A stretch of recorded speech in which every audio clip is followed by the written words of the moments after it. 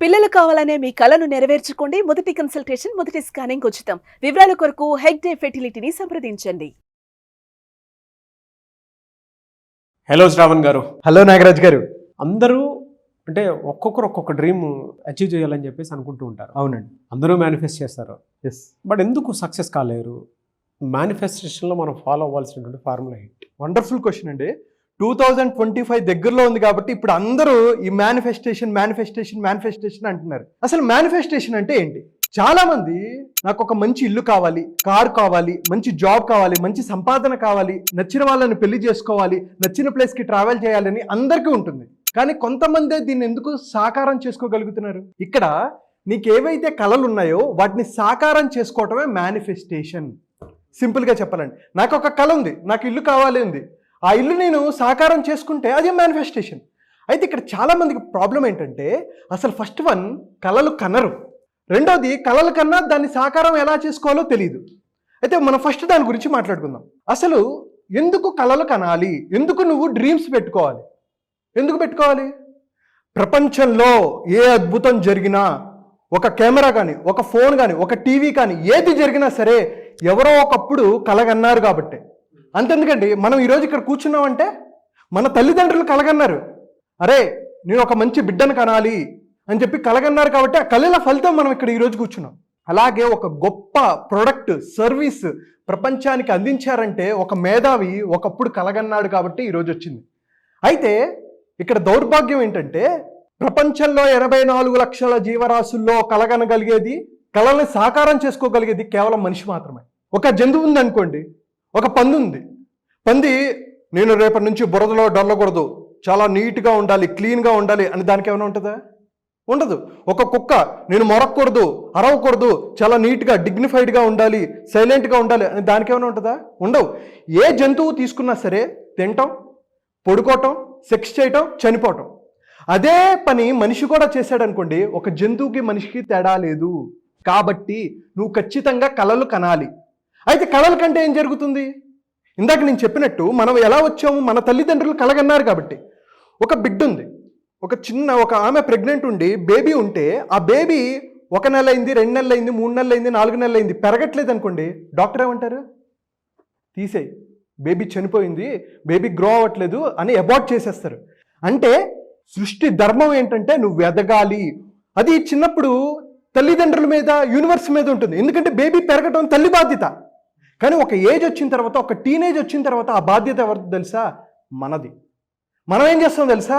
వేరే వాళ్ళ మీద తోసేస్తాం. అరే నేను ఎదగపోవడానికి కారణాలు ఇవి అని చెప్పి ప్రపంచానికి చూపెట్టుకుంటాం. సో ప్రతి ఒక్కడూ కలగనాలి, కలగనకపోతే నువ్వు చనిపోయినట్టే లెక్క. Simple thing. So first one కలగనాలి. సెకండ్ వన్, కళను ఎందుకు సాకారం చేసుకోలేకపోతున్నారు? ఒక జాబ్ క్రాక్ చేయాలి, ఒక పెద్ద కంపెనీలో జాబ్ సాధించాలి అని అనుకుంటారు. ఒక ఇంటర్వ్యూకి వెళ్తారు, ఫెయిల్ అవుతారు. 2 ఇంటర్వ్యూలకు వెళ్తారు, ఫెయిల్ అవుతారు. 3 ఇంటర్వ్యూలకు వెళ్తారు, ఫెయిల్.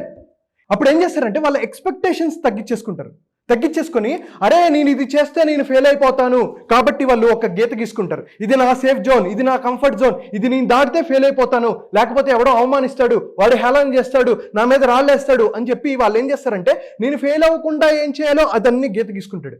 మన బ్రెయిన్కి ఎప్పుడు ఏం కావాలి? ప్లెజర్ కావాలి, పెయిన్ అవాయిడ్ చేయాలి. కాబట్టి అరే ఇబ్బంది వస్తుందిరా, నువ్వు అటు దాటుకో, అటు మళ్ళీ ఏదో ఒక మాట అంటాడు, తిడతాడు అని చెప్పేసి కంఫర్ట్ జోన్ గీసుకుంటాం, సేఫ్గా ఉండాలనుకుంటాం. కానీ నేను అడుగుతున్నా, ఒక షిప్ను ఎందుకు తయారు చేస్తారండి? హార్బర్లో పెట్టడానికి షిప్ను తయారు చేస్తారా? ఖండాలు దాటాలి, సముద్రాలు దాటుకుంటూ వెళ్ళాలి, అలల్ని తట్టుకోవాలి, ఐస్బర్గ్స్ వస్తాయి వాటిని గుద్దుకోవాలి, వాటన్నిటినీ దాటుకుంటూ వెళ్ళి ఒక ఖండం నుంచి ఇంకో ఖండంకి తీసుకెళ్తుంది. కాబట్టి రవాణాకి షిప్కి అంత వాల్యూ. అదే ఒక హార్బర్లో ఉంటే షిప్ని ఎవడో గౌరవించడు. అలాగే మనిషి జీవితంలో కూడా కష్టాలు వస్తాయి, అవమానాలు వస్తాయి, ఎత్తుపల్లాలు వస్తాయి. ఎలాగైతే ఒక అలలు వస్తాయో షిప్కి, మన లైఫ్లో కూడా ఎత్తుపల్లాలు వస్తాయి. ఎలాగైతే ఐస్బర్గ్ని ఢీకొనాల్సి వస్తుందో అలాగే మనం ఆబ్స్టకిల్స్ని కూడా ఫేస్ చేయాల్సి వస్తుంది. వీటన్నిటిని దాటుకుంటూ వెళ్తేనే. లేదు నేను కంఫర్ట్గా ఉంటానంటే ఉపయోగం లేదు. ఈ సూట్ ఉందండి, నేను బయటకు తీస్తే నలుగుతుంది, అలా అని చెప్పి లోపలే పెట్టుకుని కూర్చుంటే ఉపయోగం లేదు కదా. సో మనిషి అన్న తర్వాత కష్టాలు నష్టాలు పడతాడు, అవమానాలు ఫేస్ చేస్తాడు, తిరస్కరిస్తారు, హేళన చేస్తారు, వాటన్నిటికీ సిద్ధంగా ఉండాలి. రాముడు పడలేదా కష్టాలు? శ్రీకృష్ణ పరమాత్మ పడలేదా? వాళ్ళకే లేదు, మనకేంటంటే మనం ఎందుకు కంఫర్ట్ జోన్లో ఉండాలనుకుంటాం? మనకు ఆ ఫియర్స్, ఆ లిమిటింగ్ బిలీఫ్స్, సెల్ఫ్ డౌట్స్తో మనల్ని మనం తక్కువ అంచనా వేసుకుంటాం. అది ఒక పెద్ద ప్రాబ్లం. ఇంకొక ఎగ్జాంపుల్ చెప్తా. నా దగ్గర ఒక 5 కోట్ల కారు ఉంది. నా దగ్గర ఫెరారీ కారు, అద్భుతమైన కారు ఉంది. నాగరాజ్ గారు, నేను దుబాయ్ వెళ్తున్నా, మీకు కార్లు అంటే చాలా ఇష్టం కదా, నా కారు మీరు వాడుకోండి అని చెప్పి మీకు తాళం ఇచ్చా. కానీ ఒకటి ఏం చెప్పానంటే, నాగరాజ్ గారు నాకు అర్థం కావట్లేదు, నా కారుని బాగా రిపేర్ చేయించా, కానీ బ్రేక్స్ ఎందుకో సరిగ్గా పడట్లేదండి వేసినప్పుడు అని చెప్పేసి వెళ్ళిపోయా. నీ దగ్గర తాళం ఉంది, 400 కిలోమీటర్ల వేగంతో వెళ్ళగలిగే కారు ఉంది, కానీ యాక్సిలరేట్ వేసేటప్పుడు ఓడి అమ్మ ఇది ఎప్పుడు బ్రేక్ అవుతుందిరా బాబు, బ్రేకులు పడతాయా లేదు, అవసరమా, నా పని నేను చేసుకుంటా, నా కారు నేను వాడుకుంటా, నా మారుతి 800లో నేను వెళ్తా, లేకపోతే నా మారుతి సుజుకిలో నేను వెళ్తా. సెల్ఫ్ డౌట్ ఎంతటి పొటెన్షియల్ ఉన్న వ్యక్తినైనా సరే వెనక్కి లాగేస్తుంది, గుంజేస్తుంది, నీ ఫుల్ పొటెన్షియల్లో పర్ఫామ్ చేయకుండా ఆపేస్తుంటుంది. ఫియర్స్, నేను ఫెయిల్ అవ్వకూడదు, స్టేజ్ ఎక్కితే అవమానిస్తారండి, హేళన చేస్తారు, అవన్నీ పడ్డా నేను. లిమిటింగ్ బిలీఫ్స్ వస్తాయి, నేను చేయలేను, ఈ ఫెయిల్యూర్స్ నుంచి లిమిటింగ్ బిలీఫ్స్. అందుకని ఏం చేస్తాం, మనం వాయిదా వేస్తుంటాం. ప్రొక్రాస్టినేషన్ ఎందుకు చేస్తాం? నేను ఫెయిల్ అవ్వకూడదు, నేను అవమానింపబడకూడదు, అందుకని ఎవరైనా అవకాశం వస్తే ఇప్పుడు కాదులేండి సార్ నెక్స్ట్ టైం చూస్తానని వాయిదా వేస్తూ ఉంటావు. సెల్ఫ్ డౌట్స్ ఇవి ఎప్పుడైతే నువ్వు దాటుకుంటూ వెళ్తావో అప్పుడే నువ్వు మేనిఫెస్ట్ చేయగలవు. నీకేం విశ్వం నీకేం ఇవ్వదు, పని పాట లేకుండా నీకెందుకు ఇవ్వాలి విశ్వం? 3 ఉండాలండి, 3 ఉండాలి, గుర్తుపెట్టుకోండి. ఎవరైతే మేనిఫెస్టేషన్ లా ఆఫ్ అట్రాక్షన్ చేస్తున్న వాళ్ళు వీళ్ళు 3 గుర్తుపెట్టుకోవాలి. ఫస్ట్ వన్, నేను డిజర్వా కాదా, నా సబ్ కాన్షియస్ బిలీఫ్స్ ఏంటి అనేది ఫస్ట్ అర్థం చేసుకోవాలి. ఆ బిలీఫ్స్ ఏవైతే ఉన్నాయో, ఈ ఫియర్స్ని, బిలీఫ్స్ని, సెల్ఫ్ డౌట్స్ని, ప్రొక్రాస్టినేషన్ని బద్దలు కొట్టకుండా మనం ఏం success అవ్వలేం.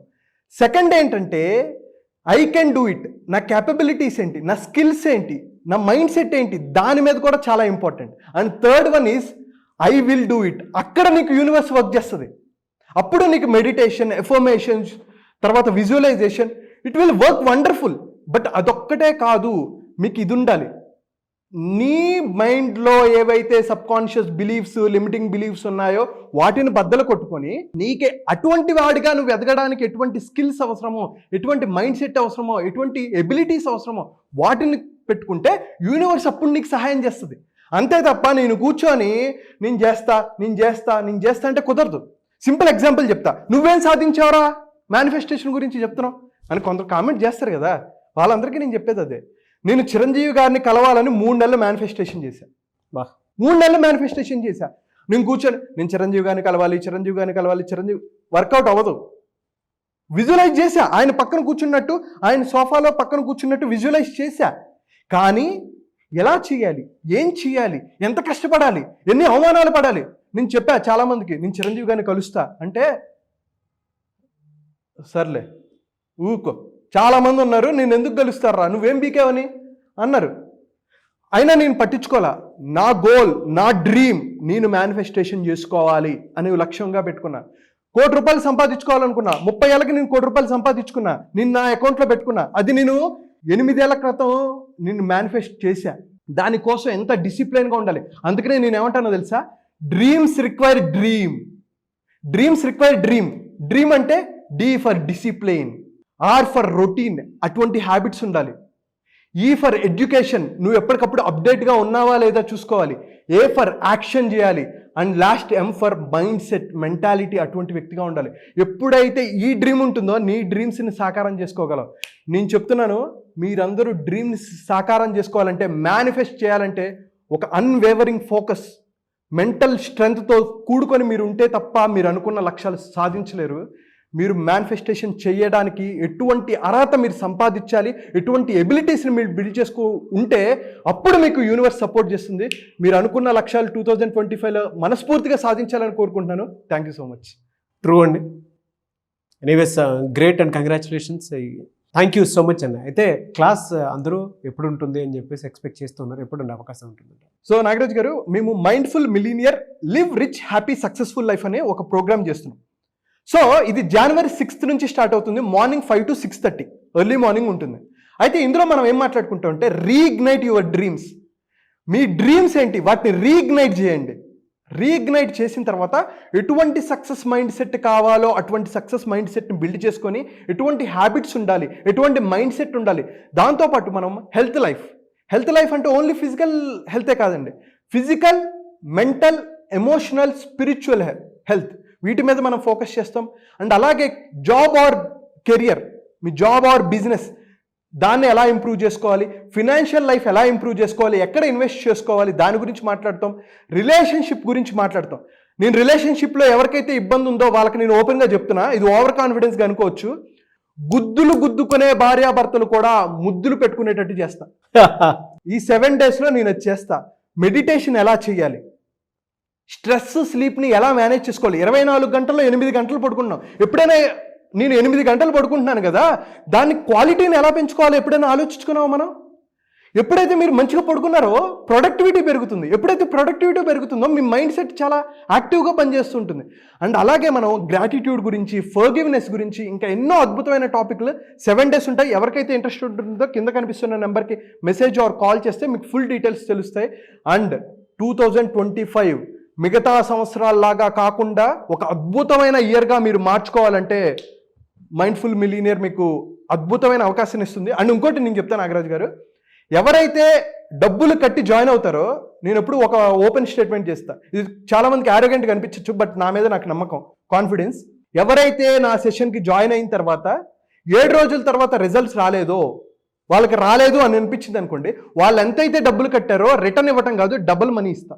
Double money, open challenge. నేను చెప్పినట్టు చేస్తే ఖచ్చితంగా రిజల్ట్స్ వస్తాయి. మీ డ్రీమ్స్ని ఫుల్ఫిల్ చేసే బాధ్యతలో నేను కూడా 50% తీసుకుంటా. ఇంకో 50% మీరు తీసుకోవడానికి సిద్ధంగా ఉంటే come and join mindful millionaire on January 6th.